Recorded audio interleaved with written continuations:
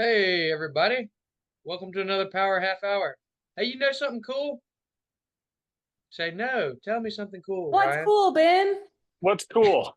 I had an application for an associate position on Dentist Job Connect yesterday, and the fella is a D4, and he told me he's been watching our Power Half Hours.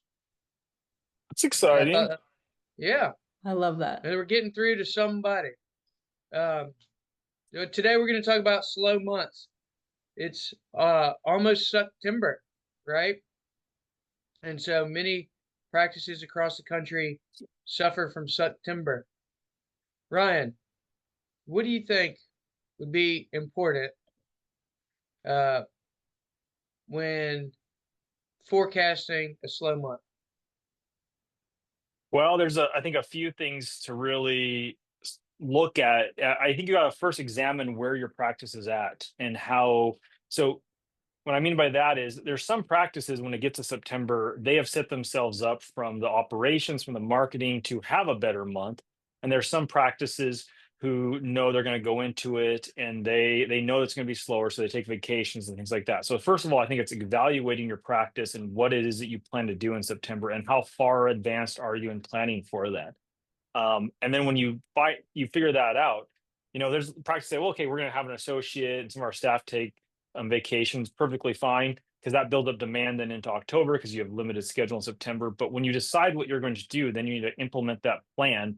And I think, Ben and I were discussing and sharing some ideas prior to this. There's a lot of things you can do to prep for that, whether, depending on whatever it is that you're deciding to do. But it's really, first of all, looking at your practice, your operations, looking at your data, and then making a plan to decide how to tackle a slow month, and then being able to be agile and very quickly react when you see that there is a slow month. Because sometimes you can't plan for it. You might get into, say, like August, and school starts 3 weeks earlier in August and slows everything down. So how do you then combat that in real time? So I think it's first just looking at the situation and evaluating and come up with a plan from there. You nailed it. It's for me, it's tracking and seeing trends so that you can create a plan and implement it ahead of time. Right? You nailed it. Loved your answer.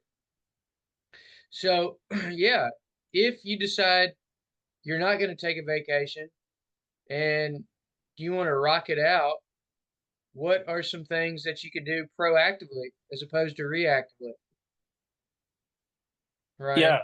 Yeah. So, you know, at this point, it's August 7th. So you have to look at where we are. So, what we typically tell practices to do in this situation is really try to build up your demand in August as much as possible.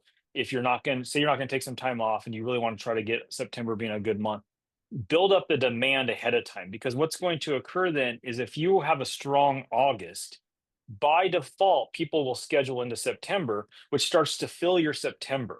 So that's something that, and it's I would say it's very close. Right now, you need to make a decision on what you're going to do, which is, maybe increasing your ad budget or doing things like that. But right now, trying to get people to schedule and get that demand up in the next few weeks is going to be critical for a strong September. And so you typically want to start doing this, a couple of months ago if you have the time. But if you don't, then also it's about, we'll go through a list here, but talking about reactivation campaigns, a lot of different ways to get people onto this schedule today, which limit basically what you're trying to do is trying to limit your demand or capacity in August to force people into September. But then what it also does is it allows you to build up some of that demand going into September. So September, you're not starting from ground zero on a month that's already low. And so something that I learned when I was working at Disney, which was kind of interesting, was the slowest months to go to like a theme park at Universal or Disney are September and January. And so Disney really pushes very hard. If you notice this, and Universal, they push very hard in the summer months because they know they can capitalize on the demand that exists in the summer months. And then also in December. December is one of the busiest months for theme park attendance.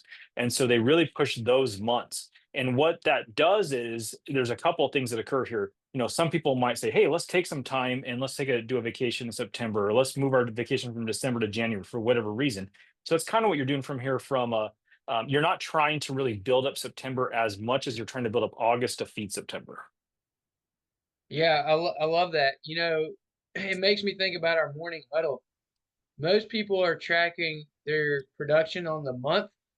Something else that we do in our morning huddle is we report on what our production scheduled for the next month is as well. So we know that we're being prepared. And we actually have a goal to start on the first of the month. We have a number that we want to be scheduled to on the first of the month.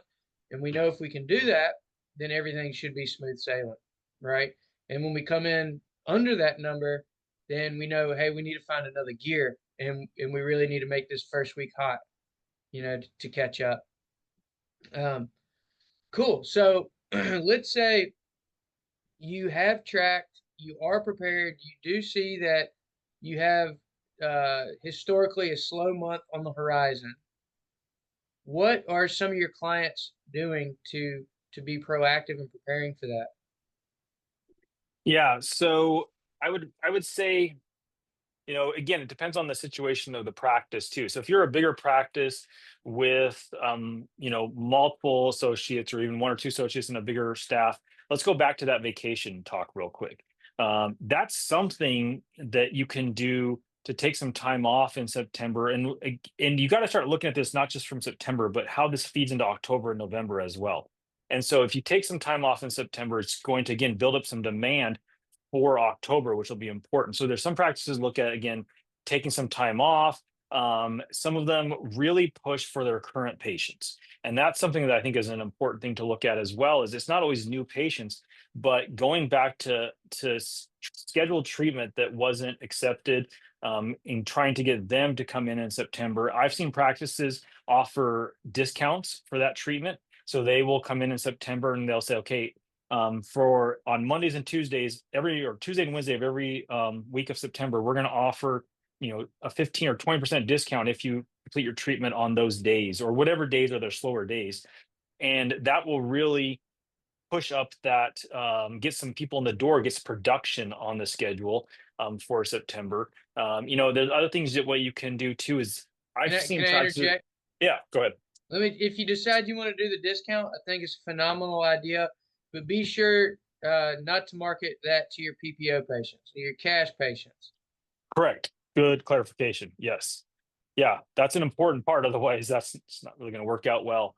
The other thing too, I've seen practices do, and this started last year, is people actually already starting about using your end of year benefits in September. It sounds crazy because it's way far out, but what you can start to do is start to tell people, hey, you know, October, November, and December is going to get really busy. Do not forget, and even show scarcity and say, hey, it's almost impossible to get an appointment in December. Word it correctly, and then start using your benefits now before it's too late. And so I think there's a few ways to tackling this. We've seen practices get a free at-home whitening kit in September. There's a do some Facebook ads that talk about, whitening. I would really look at though, is there a way that look at your schedule? And so if your schedule has holes in emergencies, if your doctor's schedule, I should say, find out ways to get people who are need to get on the doctor's schedule. That's another thing too. Is it a hygiene? Is it a doctor? Is it both? You really have to be calculated in your strategy on this to determine, what push you want to make and when you want to make it. So like Ben, for example, I'll throw something back to you. When you look at your September, what would you predict it's going to look like right now? Okay, this is an interesting question. And it's interesting because you've been talking about taking time off to increase demand in the future.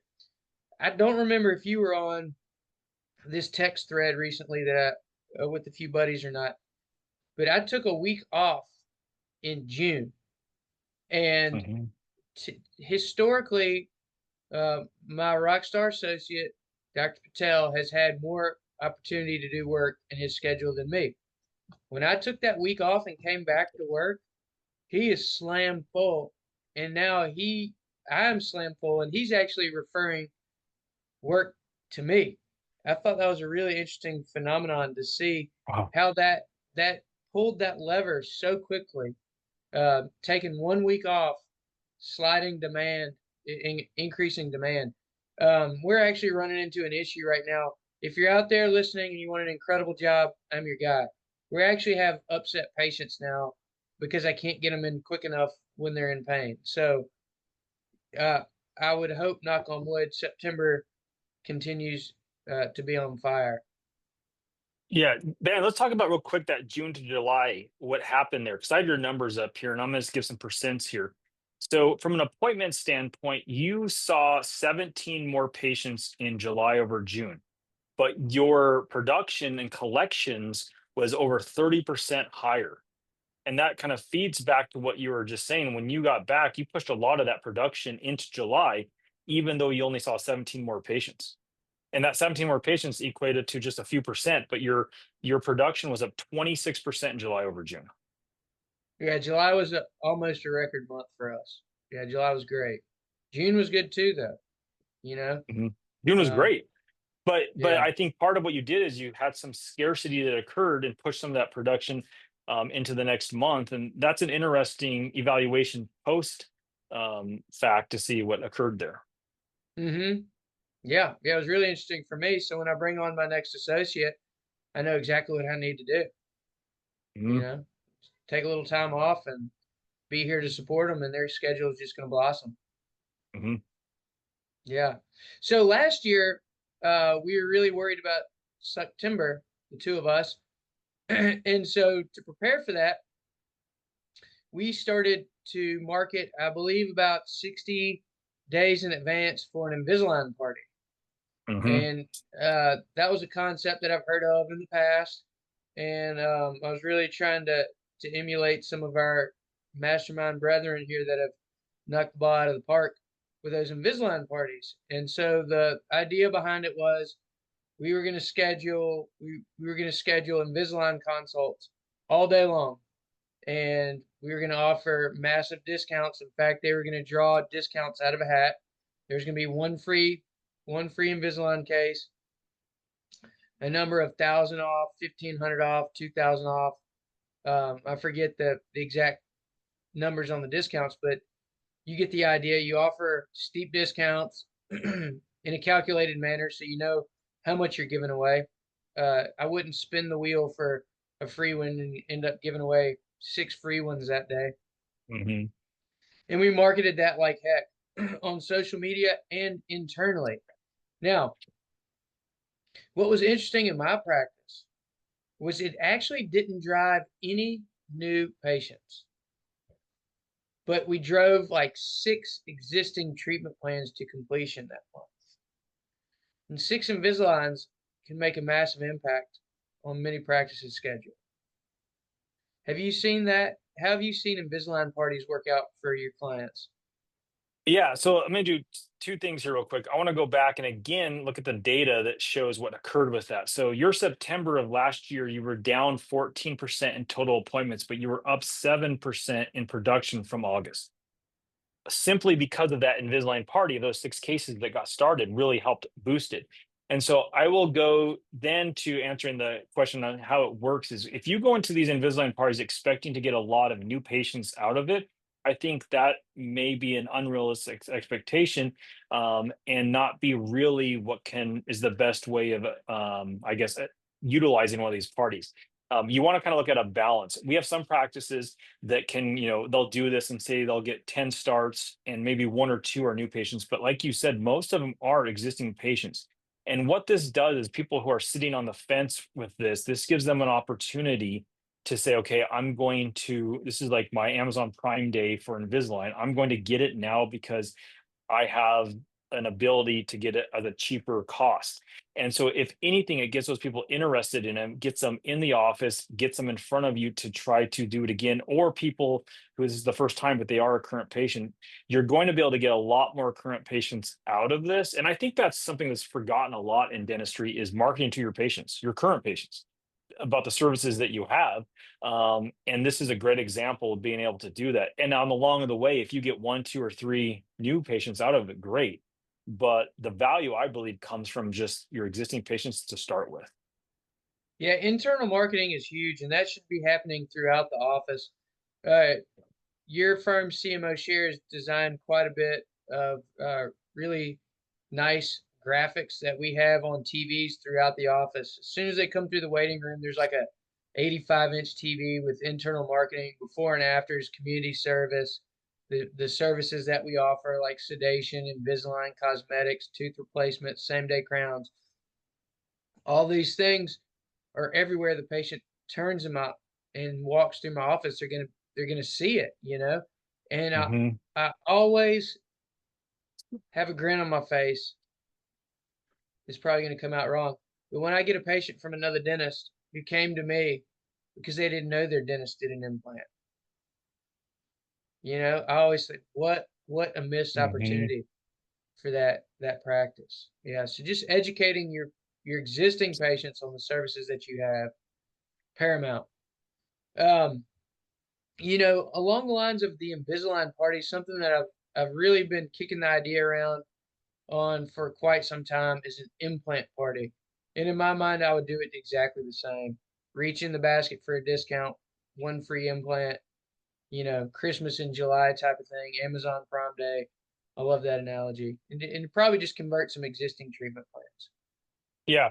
And I think something that's, again, I'm going to throw out some numbers here because it's important that we're talking a lot about things that you've done, but to actually show what happens with the results of that. So let's look at September of last year to October. This is pretty interesting as well. Your October from September, you were up in 49% new patients, 28% in total appointments, 28% in um, production, 27% in collections from October to September. Part of why I believe that occurred is because of all the efforts that you put in place to have a stronger September, then carried over into October as well. Because you're not going to always, when we get to September, you're going to have people who just can't schedule. It's the beginning of school, sporting events. There's so much going on in September that sometimes people put that appointment off. So just because someone didn't get seen in September doesn't mean the messaging, the marketing, internal marketing, the external marketing didn't have an impact, because we see this time and time again. Practices to do what you do and push, they have good Octobers, or they'll have a good next month because you push some of the people who just no way they were going to be able to go in September.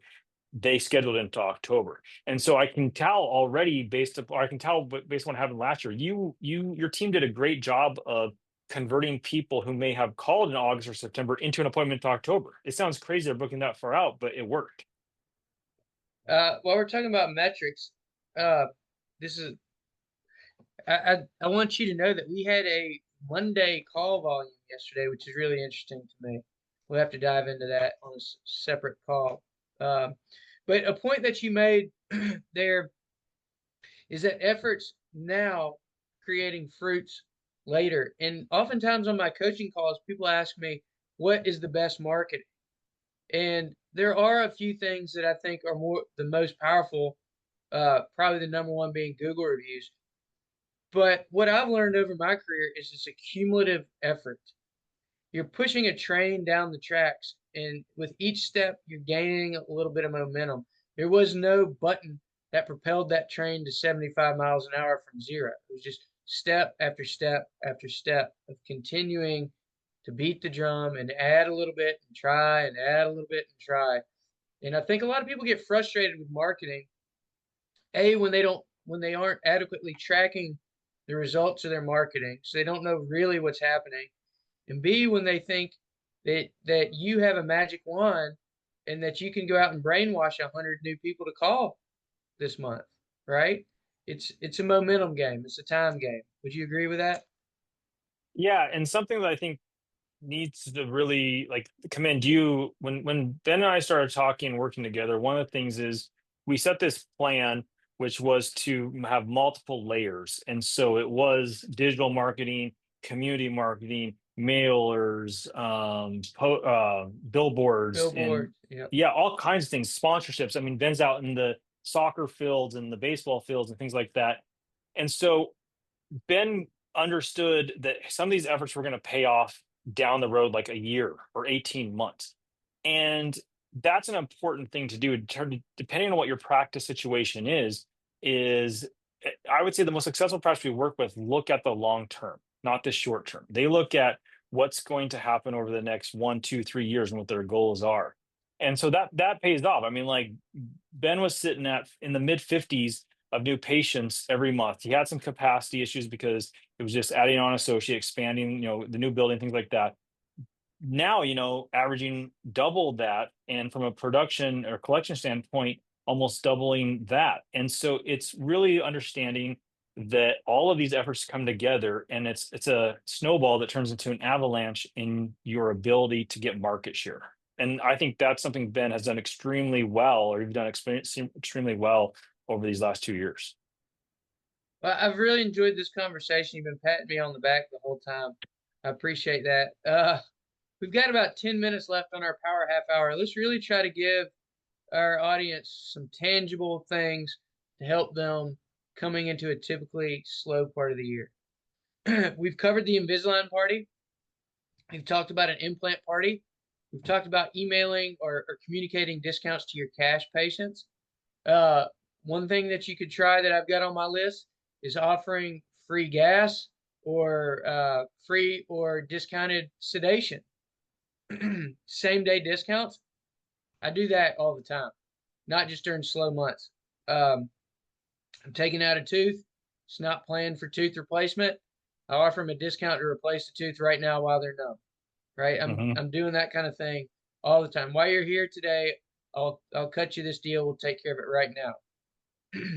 And then if if you're prepared, I'm going to beat this drum one more time. My favorite, and I think you would agree, is emergencies. Start Yes. marketing for emergencies right now. Yeah. Yeah, I mean, that's something that when you look at the current market, and I was just talking to someone prior to this about some of the data is out there, we're seeing general dentistry in terms of its cleanings decrease by 20% in some of these markets. I was just messaging somebody down in the South in Georgia and Atlanta that they're starting to see this hit pretty hard. And they, opening up emergencies and those limited exams, that's a huge market because the number of emergency searches is up past 30 to 40%, depending on where you are. And you have hygiene down some. So this is a really great way to fill your schedule. And especially in a September, is here's the deal with emergencies are they happen no matter what month it is. Some people can choose to get a cleaning in a different month, but if you have an issue and you have immediate availability, same day or next day availability, you will get those patients when they call around. We know based upon the data that there's a couple of things here. Number one, it's 92% of patients who schedule an appointment go to the website to schedule that appointment. But here's the key with that is it is depending on what service they're looking for, but additional 90% will choose the first dentist that has an immediate for an emergency has an immediate opening. They won't even call around. So if you can answer the phone, get people to your website, answer the phone, and then have availability, you will get that emergency patient. And I always say, out of 10 emergency patients, 4 of them are just going to want to get out of pain and leave. But then you're going to have 2 or 3 that are going to be very large cases. And this is where your production can really get affected, especially in a month like September, without having to need of as many cleanings in the door for new patients. Love it, man. Love it. What else could you suggest that we haven't covered? I think we've been pretty thorough with the slow months. Yeah, I think I would say another thing too is going back that we didn't talk at all is looking at your phone answer rate, really looking at that because if you get into September or even late August, right now we have a lot of practices who are getting a lot of calls because it's before school starts, so their demand is higher, but their phone answer rate is going from say 85% down to 75% or 70%.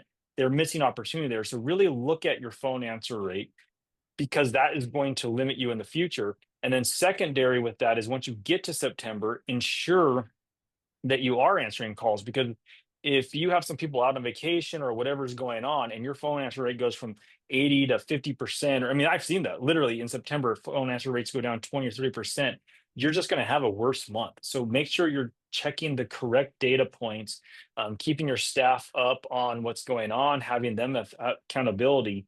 And I'm going to pat you on the back again, but your system, I get an email from one of Ben's employees with the amount of calls every single week that come in and what were converted, and those really help. And I think it's important just to acknowledge the fact that accountability is a big piece of success. It's not just on the marketing side. It's not just on the doctor side. It's everyone, every piece through the system.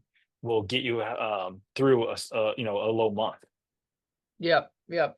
That phone call tracking, man, it's really so critical. Like I mentioned yesterday, we had a Monday call volume, and I know today we have 8 missed calls, which is like unbelievable for us. So there's something Hmm. happening with our marketing that's clicking right now, big time. Um, we normally have 1 or 2 missed calls per day, and today is 8 with a full team. So something is happening that Ryan is going to figure out. And if I need to add another person to answer phones, man, that's a lot of opportunity that we missed today. Yeah, I guess I'm gonna close on my end with one thing. I know we only have a few minutes left here, but a big thing that I get questions asked is if I'm at capacity and I have a demand of say 20 or 30% more than what my capacity is, should I stop marketing or should I continue with it? And you got to pick what you want to do with your practice. I will say the practices that put their foot down on the gas and always go for market share, they see less of the Septembers because of the fact that their demand is so high that even when they get to a low month or they get to a volatile market, that they don't see those hiccups. Like the market go down 20% in Ben's area, but if his demand is 30% more than his capacity, he's not going to see it. And so you just have to look at how your practice is set up, what you want out of what you're doing. And if you choose to always put your foot on the gas, you're going to have less of these lower months. So that's a big long-term plan. It's not going to be something you can implement right now, but that's something that if I owned a practice, I would do is really continue to push hard always for market share. Yes, that's great. Hey, look, we've got one question regarding the discounts. Are the discounts tailored specifically for cash patients only? Any options for insurance patients? I would say if I was going to offer discounts to insurance patients, I would be very selective in how I did that. Um, Mhm. you want to make sure that you're only marketing to your high reimbursement plans, not your ones that you're really getting huge discounts contractually already giving huge discounts to these patients. Ways that you could consider doing that would be offering free gas or something like that, where Mhm. your cost your cost is so low that you can give it to them for free and it's not really going to change anything. IV sedation is kind of the same way for us. It could be oral sedation for you because what do you have wrapped up in oral sedation? The ink and the paper for the prescription. So that would be somewhere that you could look. But as far as discounting crowns or composites or dentures or implants, just be careful. Now, the second part of the question is, what are the best ways to distribute these messages? We focus on social media and then internal, um, what's the word? Client CRM relations manager. Texting and email, text and email blast to existing patients, and then social media. Have you seen that Google Ads are returning much in this way? Not really, because typically that's going to be people. I would say what you want to do is try to find methods that are going to reach out to, that's a little bit different demographic. You might get the wrong patient by going through Google Ads. So I wouldn't necessarily do Google Ads unless it's a longer term like special that you're running that all new patients can get. Yeah. Another question: are we ever concerned that once we offer a discount, that folks are going to come back to the well looking for more discounts? No, you know, people ask for discounts, and you just got to laugh. You just got. It's just like leadership. You can let somebody off the hook once, but you can't let them off the hook twice. And that's how I look at the discounts. I just tell Hmm. them that was a one-time deal. You'll have to wait till next July, right? Hmm. Something like that. Yeah, and Well, if man, it's a person who is only looking for real quick on that person that was only looking for discounts all the time, they might not be the best patient in the first place. And so, I have no concern with that either. yeah. I think this has been a very Mhm. beneficial power half hour for those that chose to tune in today. I appreciate you joining me, Ryan. Thank you for Thank you, hosting, man. Ashley. Yeah. Thank you, Ben. Always a great time. Yeah. Hey, take a look at my marketing. See what the heck's happening this week. I'll do it. All right. Thanks, See you guys. Have a guys. great one.